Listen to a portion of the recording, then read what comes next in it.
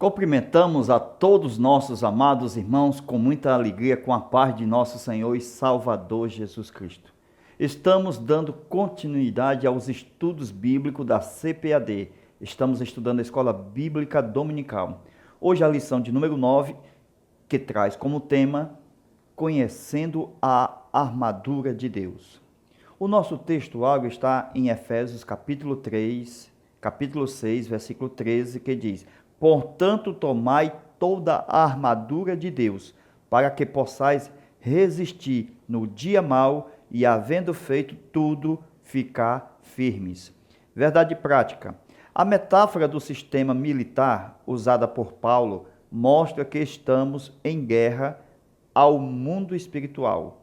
Estejamos, pois, cingidos com a armadura espiritual. A leitura bíblica em classe, Efésios capítulo 6, versículo 13 ao 20. Queridos amados, hoje nós vamos estudar a armadura de Deus dentro do contexto bíblico da qual Paulo ele vai trazer uma ilustração de armas usadas em combate em toda a história do seu tempo e mostrando o lado espiritual, que nós também temos armas de combate, mas espiritual, porque nós não temos que lutar contra a carne e nem contra o sangue, mas contra principados, potestades, dominações, príncipe das trevas nas regiões celestes. Efésios capítulo 6. Então, o objetivo da lição de hoje é trazer recursos didáticos com a finalidade de expressar uma melhor compreensão para você, aluno, professor, aí no domingo na sua sala de aula. Então, hoje estudaremos uma continuação da lição anterior, da qual hoje é necessário utilizar metáfora bíblica, detalhes das armaduras usadas no tempo passado, também utilizadas nos dias de hoje, e levar para o lado espiritual, que nós também estamos em combate e que Deus nos traz uma armadura completa para o combate espiritual. Então, meus irmãos, nós vemos na nossa lição os nossos lombos cingidos com a verdade.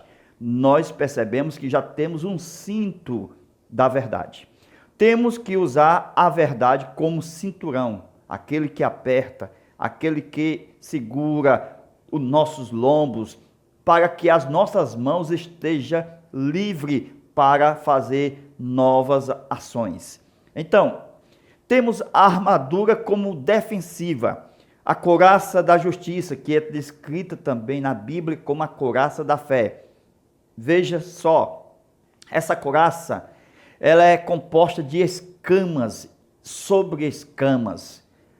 Então, quando ela se mexe na sua mobilidade, a gente percebe as escamas uma sobre outra, parecendo até mesmo com uma própria serpente quando está em movimento. Então, essas escamas, 1 Samuel capítulo 17, versículo 5, veja que esta couraça, ela cobre desde o pescoço, vindo para os ombros, para o abdômen e para as costas. Então, há uma proteção total por causa desta couraça utilizada no tempo antigo. Mas, levando para a metáfora, a gente vê a couraça da justiça produzida pelo próprio Deus como armadura para o cristão entrar em combate no mundo espiritual. Então, essa metáfora, ela ilustra uma defesa espiritual. Ela vai trazer para nós uma proteção cristalizada, isto é, Cristo sendo o autor, exatamente, o fabricante dessa couraça, porque ela é de Deus, a armadura é de Deus. Então, a armadura, ela tem proprietário. Deus é o dono da armadura. E com isso a gente percebe, Deus nos traz Cristo como a sua própria justiça. De acordo com toda a armadura, nós temos lá calçados, que serve para a preparação do evangelho, da paz, e o escudo da fé. Este escudo, ele serve para apagar dardos, isto é, aquelas calúnias, as invejas, as setas malignas que voam de noite ou de dia. Então somos nós exatamente abençoados com a armadura de Deus. Então a salvação ela é tipo de um capacete. Então, veja que também a Bíblia chama a salvação como uma esperança. Ela é como uma esperança, mas também ela é tida como um capacete. E a lição ela termina fazendo orações pelos os líderes. Amados irmãos, está em nossa disposição a armadura de Deus. Glória a Deus, para que possais estar firmes. Esta firmeza, ela só vem através de Deus. E 3 vezes aparece a palavra firmes, estais firmes. Firme no espírito, firme na alma, firme no corpo. Então, é uma tricotomia de firmeza no âmbito da natureza humana. Então, Deus cobre com exatamente o seu manto de justiça, trazendo esta armadura de Deus, que o selo é de propriedade de Deus, então é de Deus a armadura. Com isso a gente percebe que esta armadura, ela é para quê? Para nós triunfarmos sobre os inimigos não humanos, mas espirituais da maldade, para que quando a gente passarmos pela morte de uma forma natural ou em combate, a gente possa estar exatamente guardado por Deus por causa da armadura. Então ela nos protege contra a morte e também contra o próprio Hades, da qual Jesus venceu a morte e o Hades na cruz do Calvário e até mesmo o inferno. Então, a armadura de Deus, diz Paulo, revestimento, isto é, revestivos de toda a armadura de Deus. Isto mostra que a armadura ainda não é a veste. Então, a veste é anterior ao revestimento.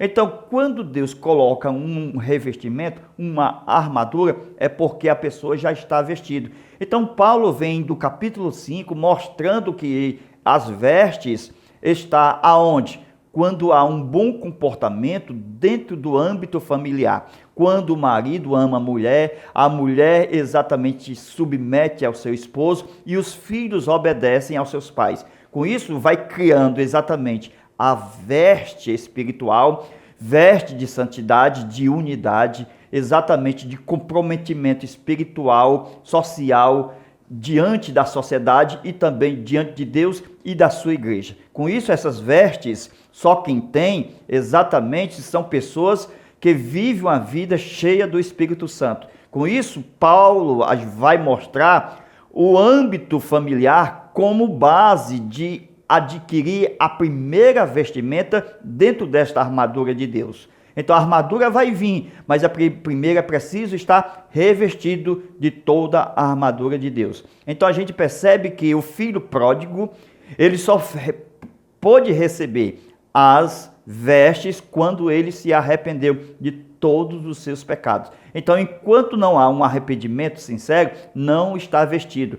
Para poder Paulo dizer, sejais revestido de toda a armadura de Deus. Então, é um selo de Deus, a armadura de Deus. Então, Deus é o próprio proprietário. Glória a Deus. Então, como é que a gente gera essa vestimenta que é anterior à armadura de Deus? A gente primeiro é vestido de quê? De um bom comportamento, unidade familiar, exatamente entre cônjuge e também entre os filhos e seus pais. Com isso a gente vê que nesse relacionamento familiar, repetindo, a gente recebe vestes, primeiramente de Deus, para que possais resistir às ciladas do diabo, que ele é especialista em ciladas, o próprio diabo. Então a Bíblia também fala sobre o cinto da verdade.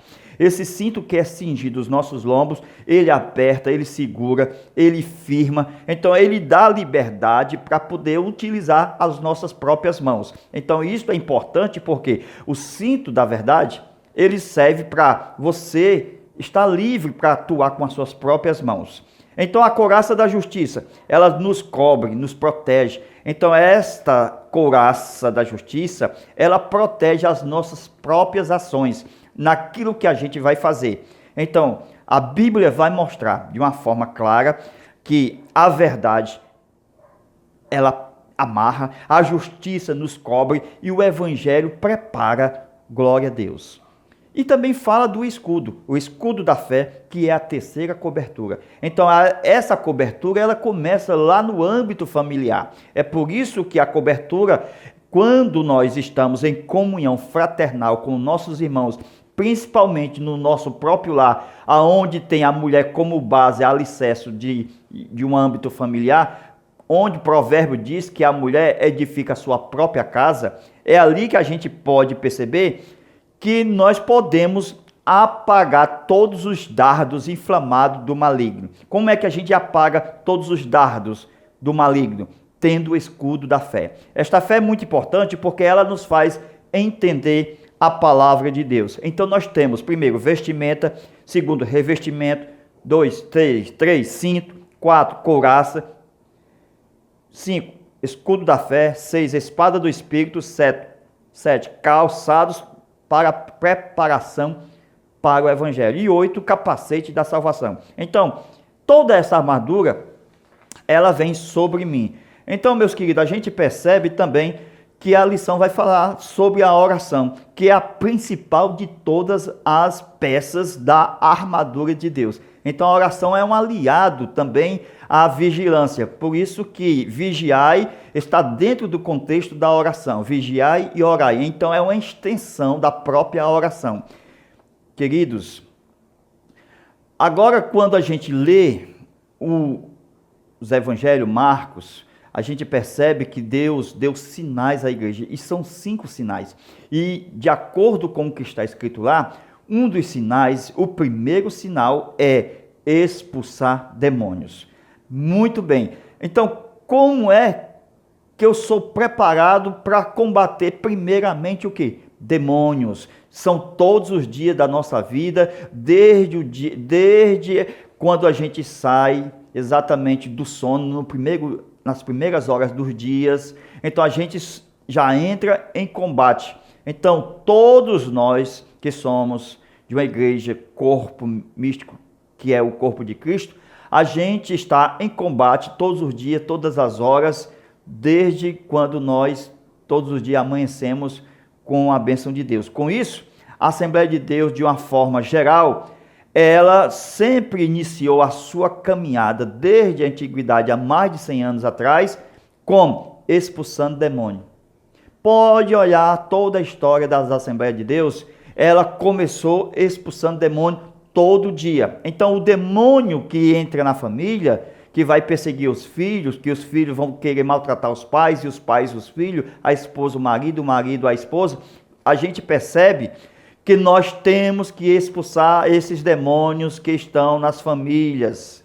Com isso, é preciso um bom relacionamento para poder ser revestido de toda a armadura de Deus. Então, meus queridos irmãos, quer diminuir toda essa problemática familiar, 99% dos problemas que surgem aí na sua casa, é só erguer a bandeira que está escrito lá, dos sinais que seguem aos que creem. São 5. E uma delas, que é a primeira chave, expulsar demônio. A importância de expulsar demônio, por quê? Porque muitas curas que são realizadas, milagres de Deus, na vida de pessoas que estão enfermas, Jesus disse aos seus discípulos: ide curai os leprosos. Por quê? Porque muitas lepras, muitas doenças são ocasionadas pelos próprios demônios. E quando você expulsa os demônios, a pessoa é curada. Porque enquanto o demônio está lá, a pessoa tem a doença. Então a cura depende da expulsão de demônio nesse particular. Então muitas das vezes a gente precisa do discernimento para ver se a doença foi provocada mesmo por demônio. Então os demônios atuam na opressão de filhos. Isto mesmo, muitos filhos ficam exatamente com a própria bandeira branca, querendo ser aliado de Satanás, fica emburrado com os pais precisam aprender de Deus, lá no Jardim do Éden, a ensinar os filhos que os filhos têm que ter inimizade com o próprio Satanás. Satanás não gosta deles e eles têm que aprender a não gostar de Satanás. Então é uma luta travada desde o Gênesis até o dia de hoje e vai até o final da história da humanidade. Então, se ele não gosta de você, então você não pode gostar dele nem o mínimo. Lute todos os dias, esteja pronto para guerrear uma nova luta, sempre haverá uma nova luta para você guerrear. Sempre lute, glória a Deus. Então, meus irmãos, a couraça da fé, então a fé é a importância, por quê? Porque é o desejo de Deus que nós utilizamos a fé. Desde a criação do homem na terra, o Adão, Deus queria que ele usasse a fé. Então, mesmo antes do pecado, Deus queria que Adão usasse a fé. Depois do pecado, Deus desejou também que o homem usasse a fé. Então, a fé é exatamente um meio de comunicação com Deus, de aproximação com Deus, para que o domínio seja, glória a Deus, utilizado pela fé. Então, o diabo, ele faz com toda a sua maneira, a sua ardilosa, as suas tentações, os seus ardis, para tentar tirar esta fé. Então ele quer que o homem despreze o uso da fé, procure exatamente não a fé, mas os tarôs, os búzios, feitiçaria, astrologia, coisas que venham tirar o homem da presença de Deus. E com isso a gente percebe que o diabo ele tenta desviar o homem da capacidade de usar a fé. Por isso que o escudo é da fé, porque é ele que apaga os dardos inflamados do maligno, cingindo os vossos lombos. Então, primeiro, nós vemos o cinto. Depois, nós temos a couraça. 3, o escudo. Então, o cinto é da verdade, a couraça é da justiça e o escudo é da fé. Então, nós temos a verdade, a justiça e a fé. O cinto é da verdade, a couraça é da justiça e o escudo é da fé. Então precisamos de defesa. Que defesa é esta, meus irmãos? A defesa da nossa cabeça. Por isso a Bíblia menciona o capacete da salvação. A salvação está na própria cabeça, onde está a mente de Cristo. Foi Jesus e ele continua sendo o cabeça da igreja. Então a salvação é Cristo, a salvação está na cabeça. Por isso a razão de nós termos o capacete da salvação, porque é na cabeça que está estabelecido a nossa salvação. Glória seja dada a Jesus. Então nós sofremos ataques mortais aonde? Na nossa própria cabeça. Eis a razão da salvação está na cabeça, Cristo é a nossa cabeça e precisamos do capacete da salvação. Amados, o Espírito tem uma arma, o Espírito de Deus, o Espírito Santo. Qual é a arma do Espírito Santo? É uma espada. Então é a espada do Espírito, porque o Espírito é quem é o inspirador, é aquele que revela toda a palavra de Deus. Então nós temos na Bíblia que o Espírito de Deus opera todas essas coisas como? Trazendo verdade, o Espírito da verdade, trazendo justiça, o Espírito da justiça, trazendo fé, o Espírito da fé, trazendo salvação, o Espírito da nossa salvação. Então nós temos na Bíblia muitas pessoas, por exemplo, Davi amou a espada do Espírito. Por quê? Porque ele amou a palavra de Deus. Guardei a tua palavra no meu coração para eu não pecar contra ti. Samuel escreveu a palavra a espada do Espírito. Salomão era o poeta da espada do Espírito, porque ele recitava. Dr. Lucas, sim, o Evangelho de Lucas, ele organizou a espada do Espírito, a palavra de Deus. Paulo viajou com a palavra de Deus, com os pergaminhos, com a espada do Espírito. Nossa ferramenta do púlpito é a espada do Espírito, porque essa espada ela tem uma luz que clareia para os nossos pés e para os nossos caminhos. Hoje a nossa comunicação precisa ser com a fé, porque nós temos o escudo da fé. No reino, exatamente, literal de Jesus, a comunicação será de uma forma literal. Então Deus, por meio de Cristo, nos fala hoje, através da nossa própria linguagem, mas Deus quer que a gente fale na linguagem divina, na linguagem de Deus. Por isso que está escrito que no nome de Jesus falarão novas línguas. Então é orar em línguas e orar com o nosso próprio entendimento. Assim Paulo assegura dizendo, nós temos que orar em línguas, mas também temos que orar com a nossa própria mente, nossa própria razão. A razão da oração que chega diante do Pai, do trono de Deus, dizendo Abba Pai, porque são duas palavras que têm o mesmo significado. Abba Pai. Abba, uma língua desconhecida, Pai, uma língua conhecida. Então, fale em mistério, Abba, mas também fale com seu entendimento, Pai. Glória seja dada a Jesus. Queridos amados, nós vamos continuar com esta aula, fazendo a continuação na aula extra. Você não pode perder, é uma bênção. A gente vai falar do gigante Golias, do pequeno Davi e a batalha entre o escudeiro e Davi para poder o gigante Golias pegar Davi. Então não perca esta aula. Deus abençoe você e vou deixar o nosso zap para você participar dessa aula